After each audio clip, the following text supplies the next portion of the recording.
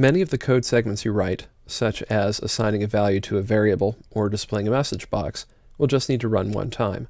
However, if you work with arrays or tables or collections of objects, you might need to repeat a segment several times. The easiest way to repeat code in Access VBA is to create a for-next loop. For this movie, we'll use the for-next code module, and that is over here in the navigation pane. So I'll double-click it. The code, which is in the subroutine named demonstrate for next, has a counter variable, which is an integer, and then an array of shipping codes. Those are overnight, 2-day, 3-day, and ground. The structure of a for next loop looks like this. And I'll click above the end substatement. First you type the word for, then a space, then the variable that is being used as the counter, and in this case it is the integer named counter, int, counter, a space, then an equal sign, and then one number to another number. So let's say that I want to make it 0 to 3. And the reason I make it a 0 is because an array has members that are numbered from 0 and so on.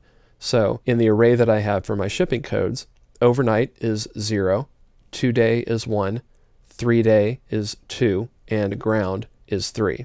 So I have for int counter equals 0 to 3. Now I'll press a tab to indent my code, indicating it's within a for next loop.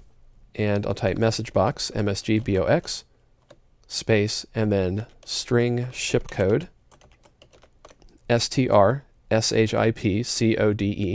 all one term, then a left parentheses, then int counter, int, counter, and a right parentheses, then return twice, backspace, and then type next int counter.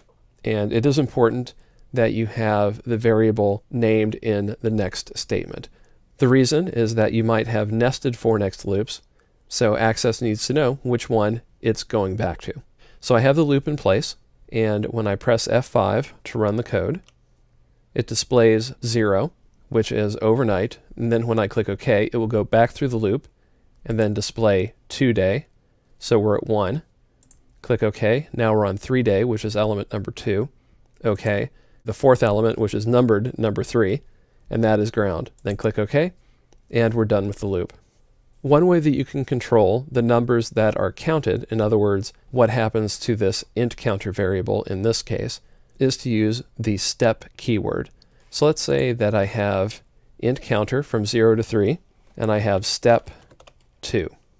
That means that it'll start at 0, then go to 2, and then end, because the next step would be 4, but that is beyond the top range, which is 3. So I'll go ahead and press F5. So first we'll see element 0, which is overnight. Then we'll see element 2, which is 3-day.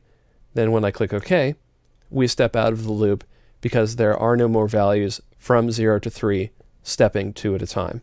You can also go in reverse.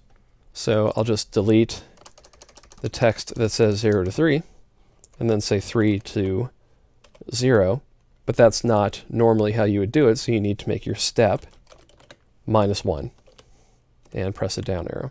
Now we'll go in the reverse order, so we'll start with ground, pressing F5 to run the code, start with ground, click OK, go to 3-day, 2-day, overnight, and we're done.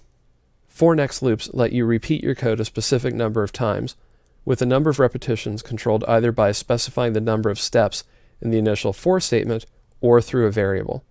You can also skip values using the step keyword, which lets you examine a subset of the values stored in a range, or to change the order by stepping with a negative number.